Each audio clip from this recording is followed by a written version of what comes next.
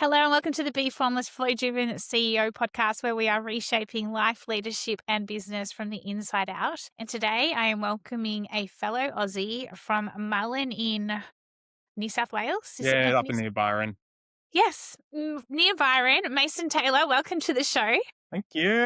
Yeah, so good to have you. I always love having a good old chat with a fellow Aussie. I love talking to everyone around the world, don't get me wrong. And a big shout out and hello to all the listeners. Happy Monday vibes. Freezing cold here. It's probably warm where you are.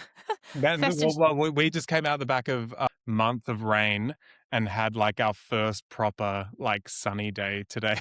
And also the first day of winter cold snap came in, but we're like, we don't care. We're still like shoes off, rocking around, enjoying not sludging through wet. Yeah, I love it. I love it. I love it. I love it. And we shouldn't complain about the weather. Should like the wet, should we? Because I always look at my beautiful plants outside and like they're all growing, and I'm like I get so excited by my plants. Yeah, I'm a bit of a green thumb. So Yeah, well, so we did build a town on a floodplain, so we kind of have to accept it. I live in a reconstituted swamp, and so whenever anyone complains, I'm like, it's a swamp. totally, totally right.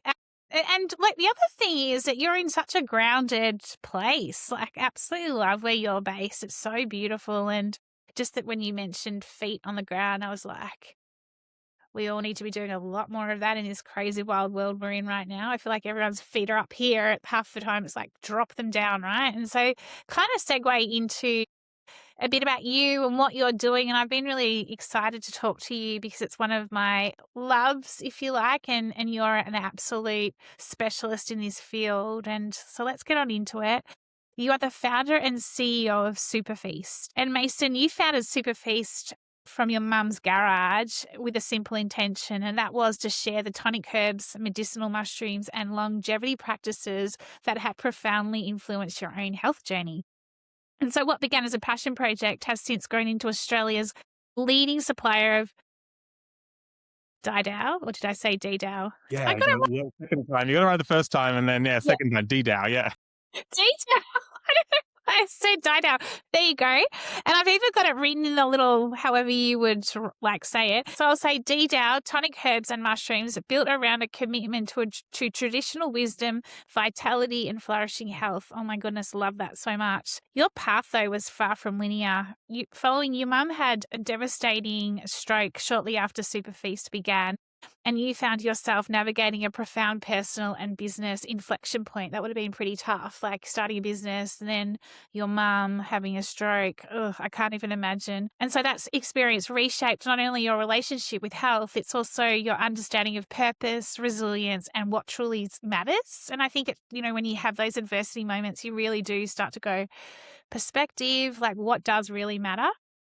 Your work today reflects an ongoing practice of intentional shape-shifting. I call it intentional shape-shifting because we're constantly shaping and shifting and evolving, and you're continually returning to the essence of why the business was created, while resisting the pressure to become something it was never meant to be. All that external pressure. You should do it this way, Mason. You should do this. Like, it kind of drives you crazy, doesn't it? Last but not least, when you booked in for the pod and I asked you what's one unique insight or lived experience when it comes to life, leadership and or business, you said realigned the orbit of the business around the essence and the intent that created it, rather than getting taken off track by the interest of excessive desire of others to help me grow. Interesting. And extractive has been coming up for me a lot with a lot of my conversations of recent, and it feels like that is kind of a nod to that as well. So tell us a bit about your journey. Tell us, you can start wherever you feel Yeah, like I starting. mean, and on that last conversation, just to like ground it into something more practical, because I will take it into the area where I'm the best as a reluctant businessman, somewhat, gearing towards being more of like an animist and a tripper, and happen to, in the way that I kind of see it, even though I see an organization is organizing people and systems around a core idea.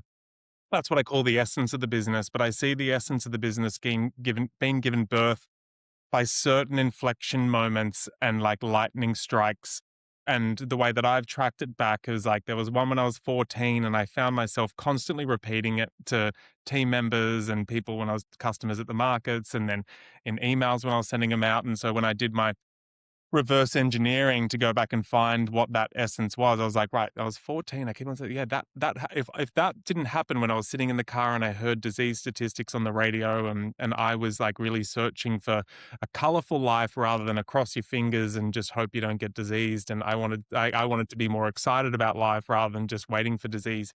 Oh, that's really what they were saying. That's my experience. And then likewise, when I was like another moment when I was 23, and then another moment when I was at university. And so there were these inflection moments, and it was like an Yeah. objective, like if that didn't happen, I don't give birth to the business, and I don't give birth to the business with the core philosophy.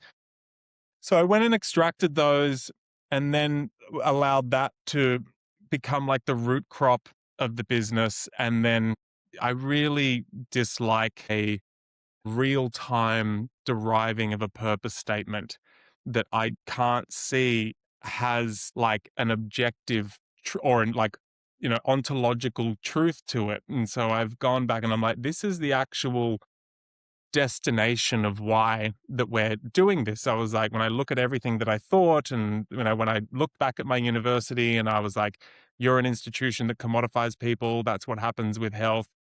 I'm going to destroy that aspect that commodifies people, and I'm going to come, blah, blah, blah, all the things you say when you're young, and Yeah, 100%. I was like, right, I'm gonna lower as much disease and degeneration as possible. I want to get people on in terms of the way that came through in my essence was, superhuman, which is, this is like metabolically on energy to go about and adjust to the changes of life consistently and go through initiation processes and then enter into the realms of elderhood, which has just been a weapon when you're older. And then only later, the real, then the next layer of the how, the strategy get derived from those moments rather than what I was into as I got on and had all these people going, do it like this, do it like that. Yeah. And I was like, right, there's the strategy, which is, has a lot to do with the education of the way that we do things. And then only later did like the real what, the substance of it come. And so once I reoriented like that, I felt like, because I feel like a lot of people in business, you start, and then if you're like me, especially, you're like, I'm super reluctant in business. I never had a business plan. I actually don't know how to do any of these basic management things and so on and so forth. And so you were talking about, those other people that want to help. And that's like, I started in 2011. So I've had kind of a lot of this. As you become somewhat of a unicorn, even if it's not like a Facebook unicorn, it's a little unicorn in the fact Yeah, that yeah, yeah. you snagged something. And for me, it happened to come from Taoist philosophy, and through Taoist, real ancient Chinese philosophy, which is just more or less like, it's essentially like personal development and just lifestyle 100%. design in a way to simplify it.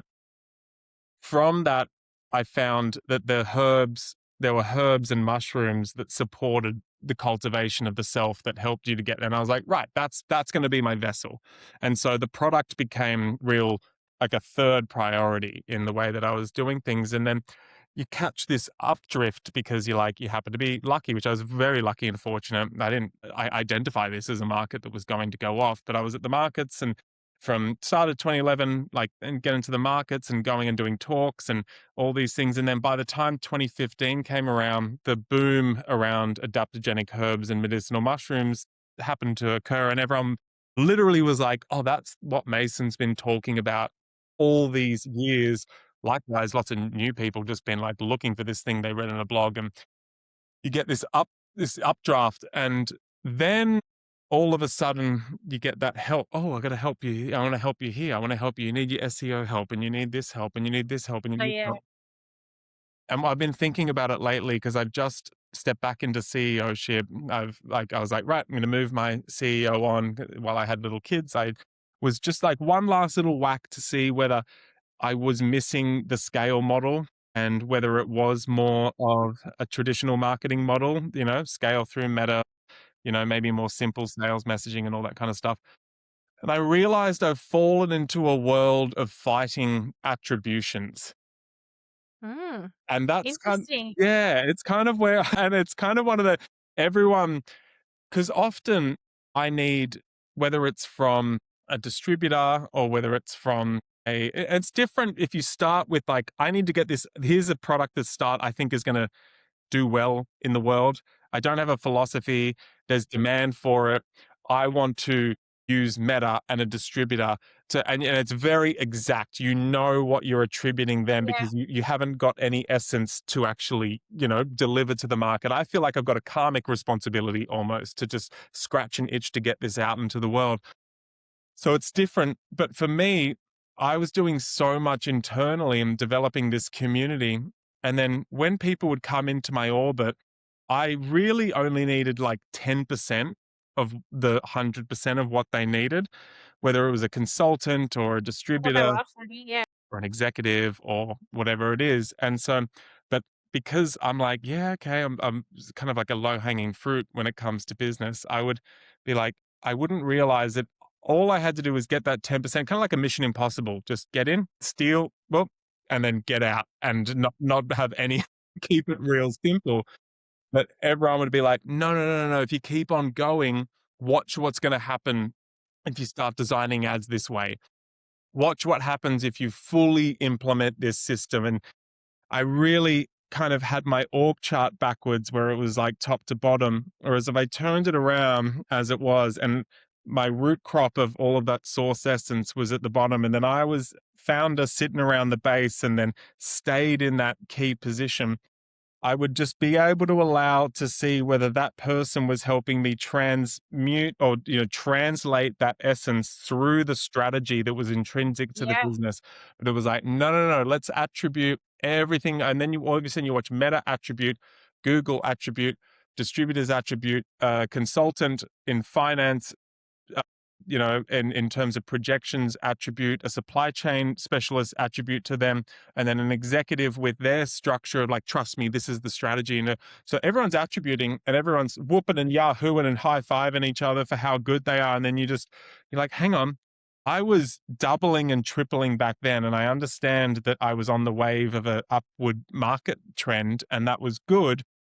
But I can't actually see the bank account going in this right direction. And everyone was always able to say, no, no, no, we're going to do daily profit tracking and we're going to do this and we're going to go do that.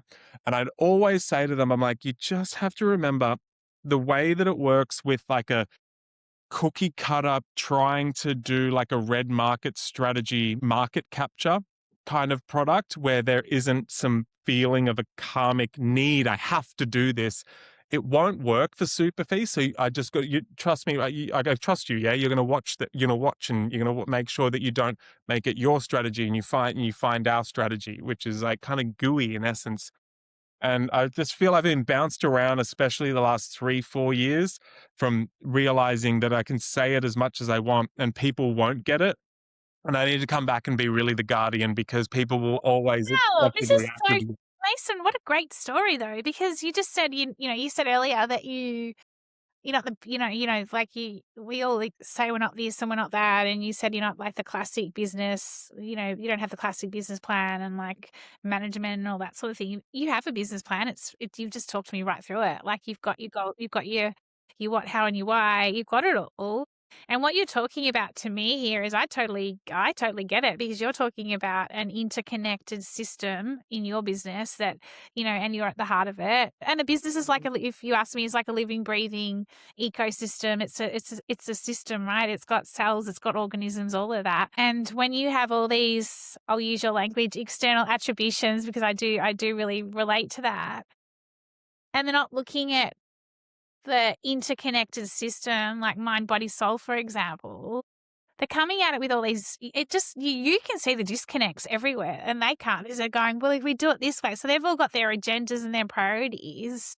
And so by you coming back into the business and going, no, this is actually what it is.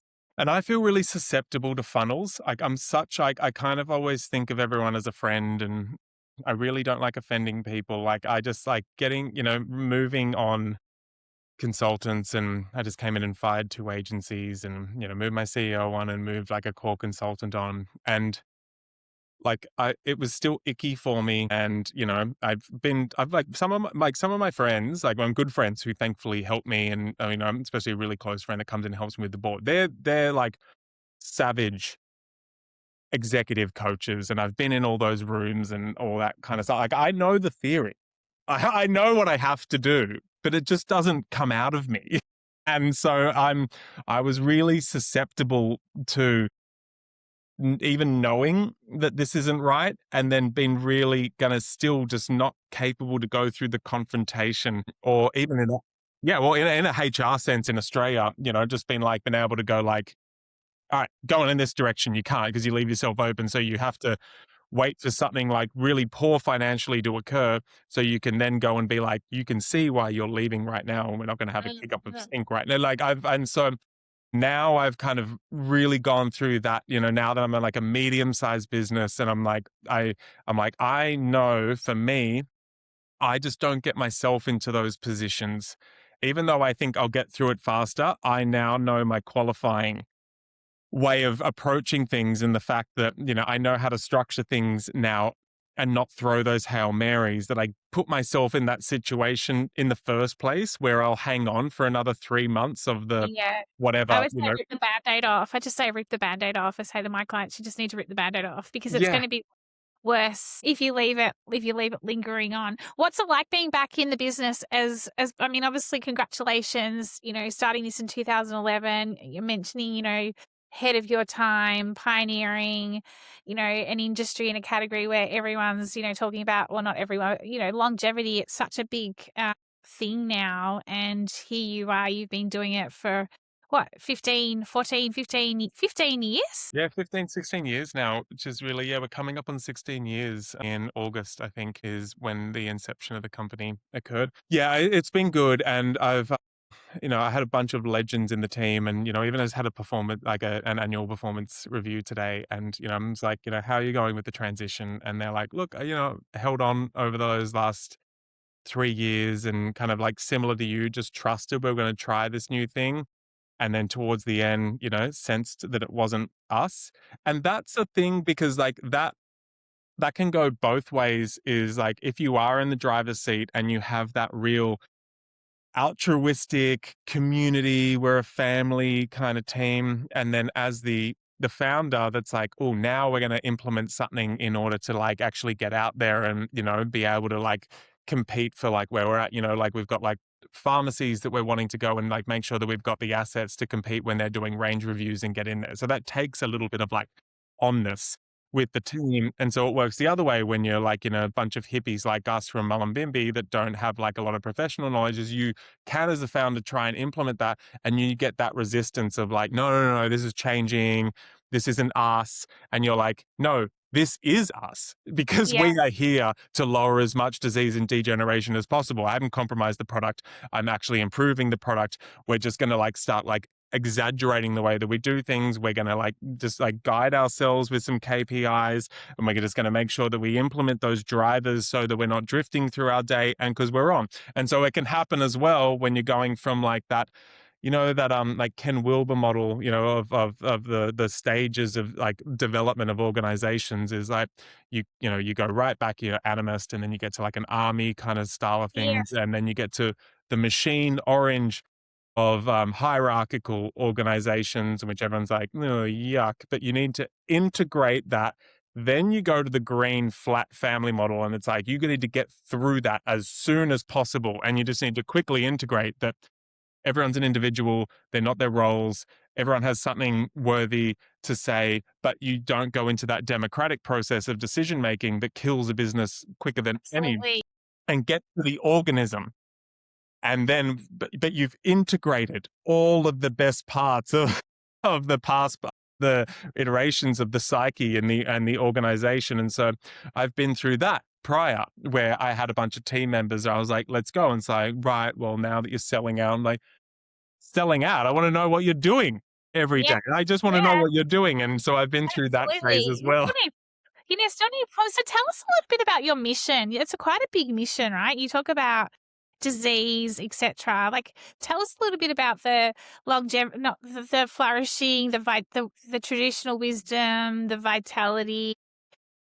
So when one of my lightning moments just prior to when I started SuperFeast is I was getting into health, and I was in a like a longevity health kind of scene, extreme diet and all that kind of stuff, and trying to figure out, I was doing a business degree that I wasn't paying attention to in any way. And I was like, I need to do something. I don't want to work for anybody. I need to be free to be like a scallywag traveling around and educating.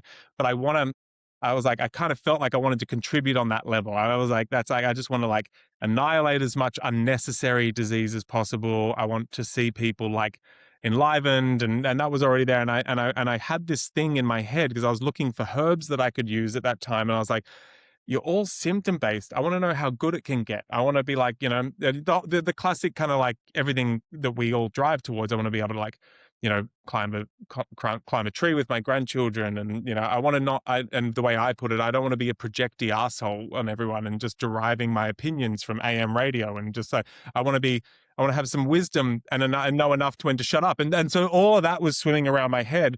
And I don't know why, but I was like, I think there's like herbs I can take that will help me in that. I don't know why I thought that, but I opened a Taoist book in the back of one of my benign marketing lectures, and it was a Taoist tonic herb book.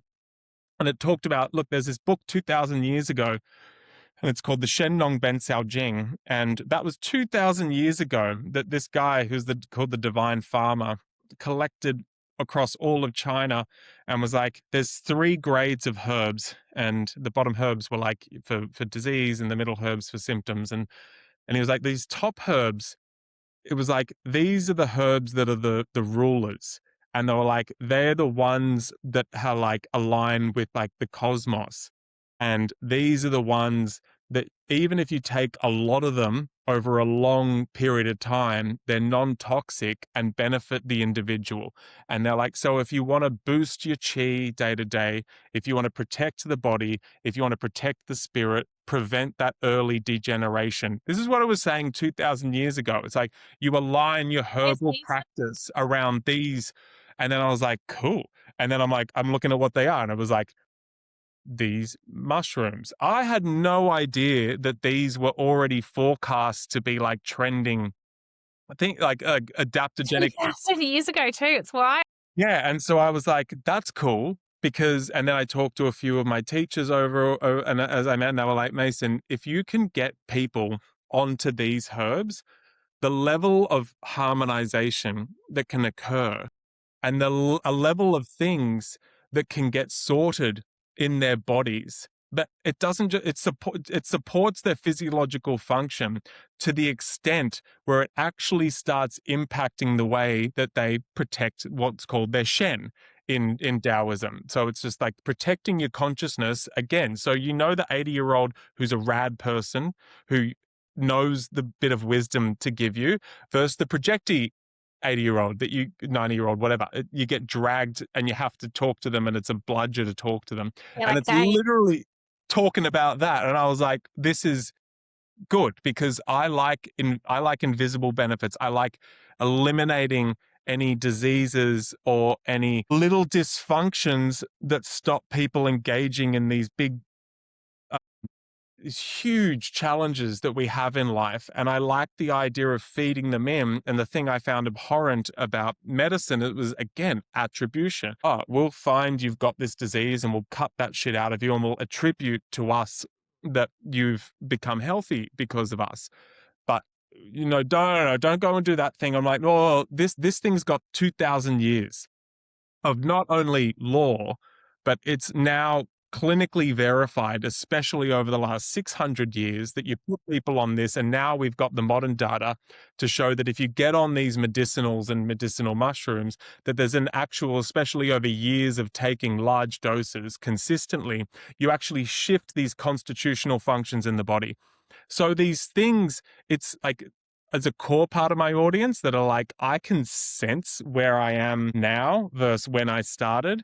But sometimes there's these hardcore lifestyle symptoms going on. We don't assume, like I was just at the herbalist and naturopath symposium. And so we work with the practitioners and we work with oncologists and we work with integrative doctors. So I can't work with someone when there's actual disease states or clinical symptoms. But when you got lifestyle symptoms, you can make these dramatic shifts in someone's life. And sometimes cause you just forget, like it's like with exercise and, all these lifestyle things, you don't even know what you've prevented. And I love being in that place. And so it was for me going back and like connecting to the essence of what really got me jacked up and excited when I first started the It's company. And incredible. yeah, and Incredible. So tell us a little bit, like there is so much disease, there's so much reactivity, there's so much stress out there. There is just the world we're living in. It's not healthy a lot of the time. Especially from a tech perspective, all of it, right? We talked about grounding at the very start of this podcast. What are you seeing, like with regards to what are some of the trends you're seeing, and then with what you're doing and what SuperFeast is providing? Like Mhm. it's not just for the individual. I look at like coming right back to the business model, etc. I think some of this.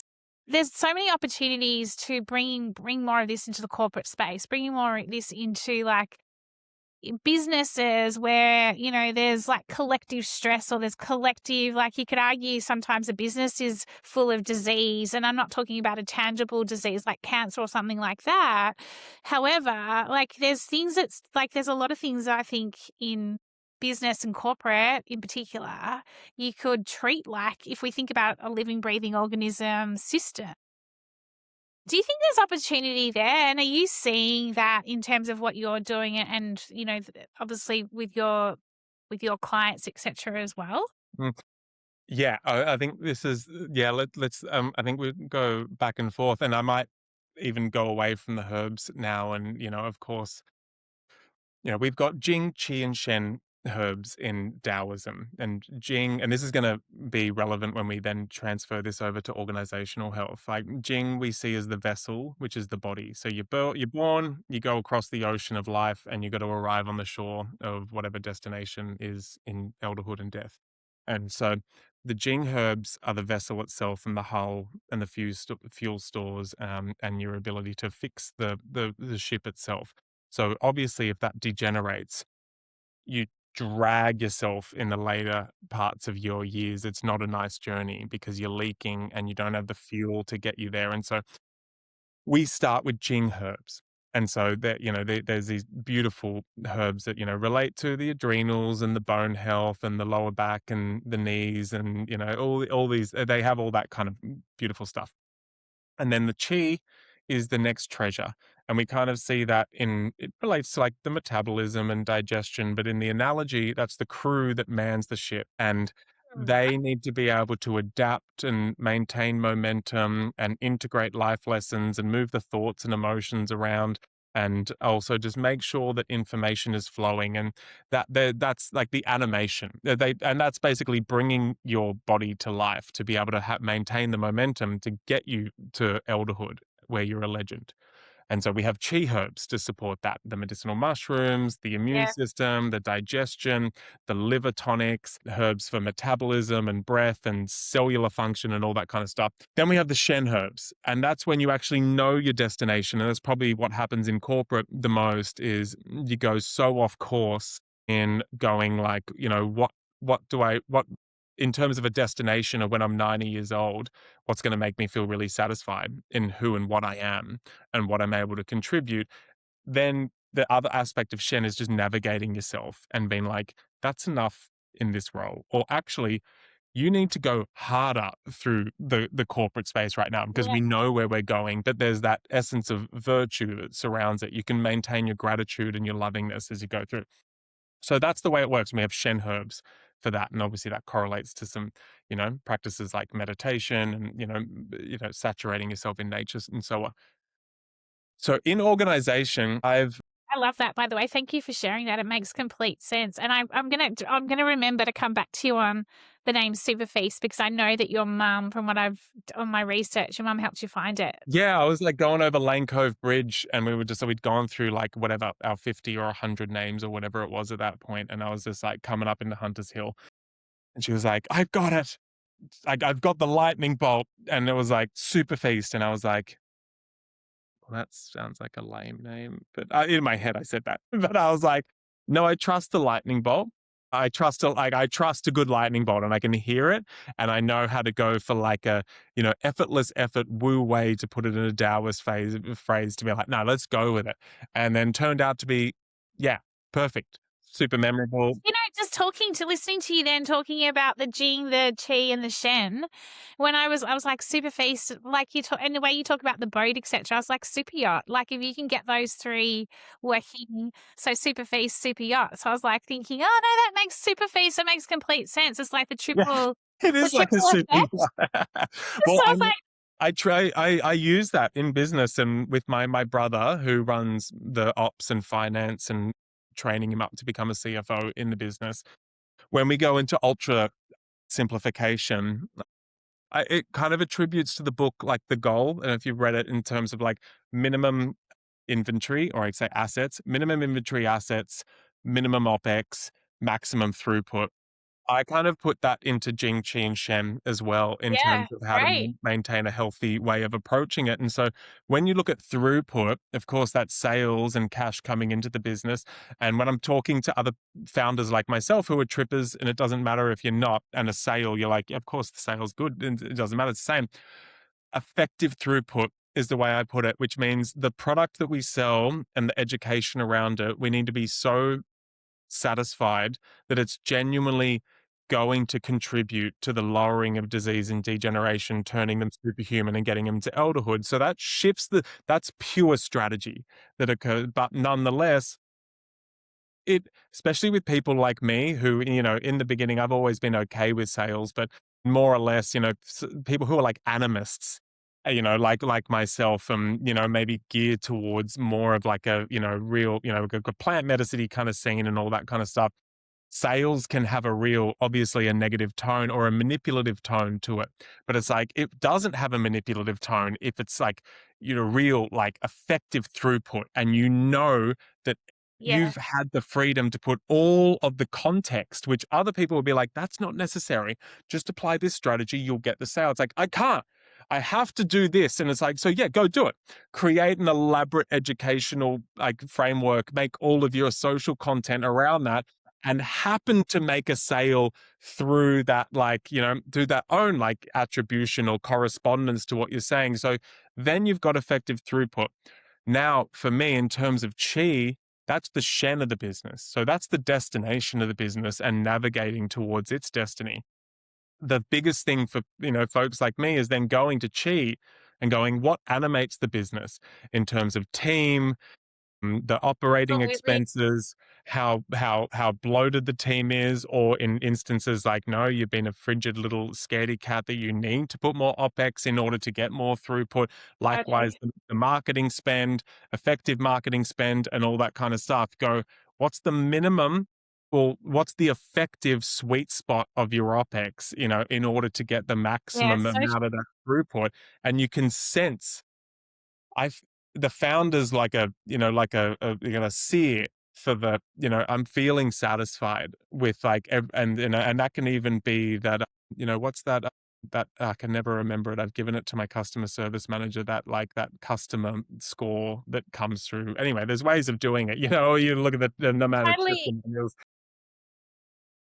digress, and I thank you for sharing all of that. Can we come back to the organization piece? Because I would really love the listeners to hear about this, because everything you're talking about, like, is all coming from the inside out in terms of it's coming right back to your strategy, your like, your kind of center, if you like, and everything, So when I was asking you earlier just a little bit about what are you seeing from corporate or organizational health in versus individual health, because I look at there's leaders, there's individuals, there's teams, and even from your own organization, and so you want to make sure the individuals are super healthy, you want to make sure the team is healthy as a collective.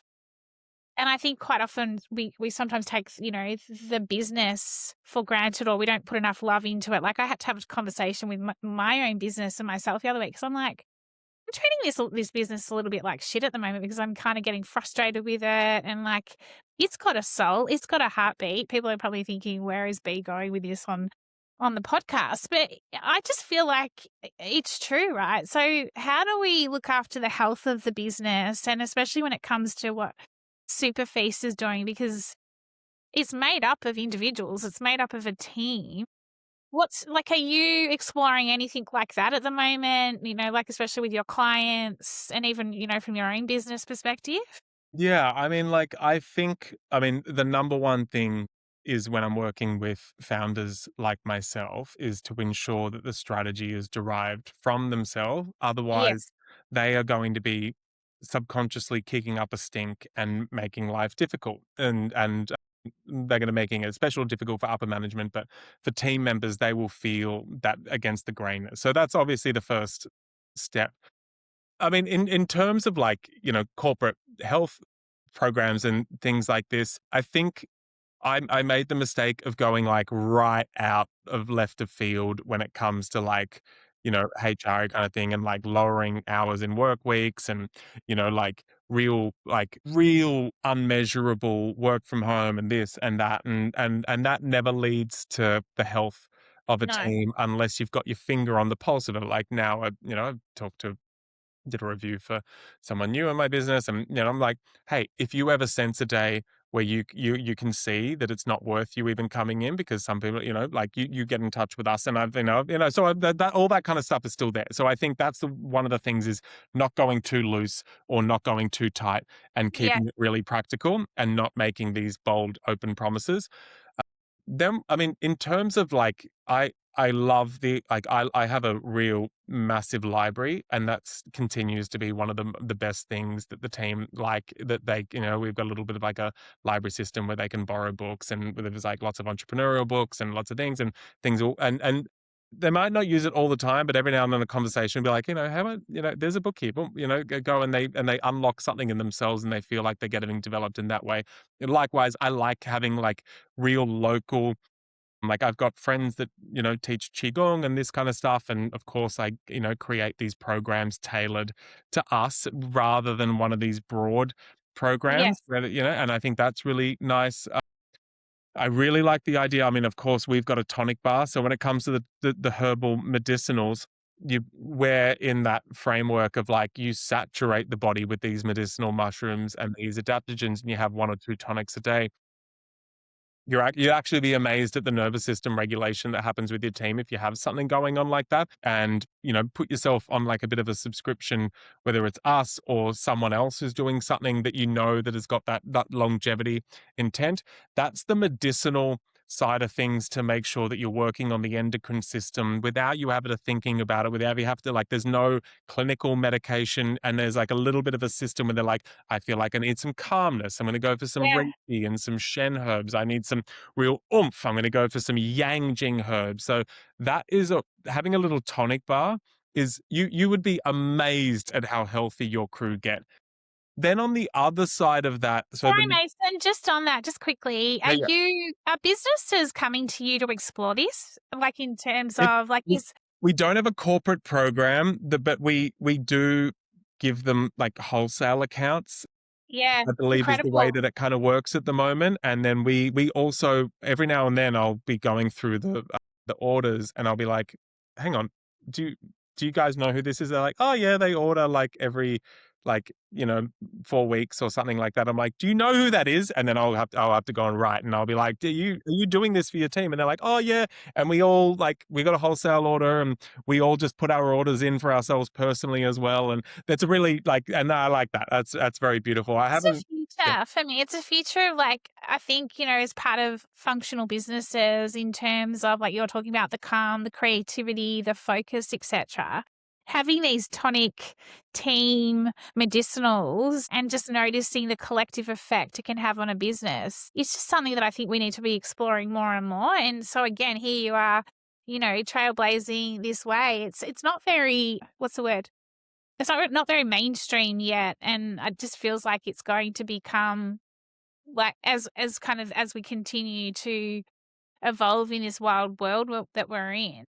Yeah, I think what'll happen with the tonic bar is, I mean, the herbal medicinals, the tonic medicinals, I use the Chinese tonic herbs. We're working on getting some Australian ones, but there's those that are like from like Scandinavia, which we've kind of got a little bit as well. There's Amazonian ones, but nonetheless, these adaptogenic herbs you get on before you get sick, so you don't get sick, and so it makes sense in a workplace. And then the other side of it that I think will be really present in workplaces is going to be micronutrients in as it'll be like minerals. And so, the little bit of that access to magnesiums and silicas and, even like zincs and vitamin Ds. I think that's going to be prevalent. And then anything that's trending in the macro space, whether it's like proteins and these creatines and amino acids and that's kind of like the three tiers: macro, micro, and then medicinals. That's how the corporate tonic bar is going to work. It's very cool. I've got a couple of final questions for you. Here I was saying we'll only chat for like 30 minutes. You're like, yeah, cool. And here we are in full flow state 40 minutes later. It's just like, two questions. You have been an entrepreneur forever, like in terms of hugely successful, started your company in 2011. What keeps you going? Like when it comes back to, what matters and resilience, I like to think about it from an anti-fragile perspective. You've obviously had ebbs and flows throughout and from a personal and business perspective. Mm. How do you kind of recenter yourself? When you know that you're off center, what do you do? Yeah, I go through, I mean, it kind of does map the Jing, Qi, and Shen now that I think about it, but like I didn't really.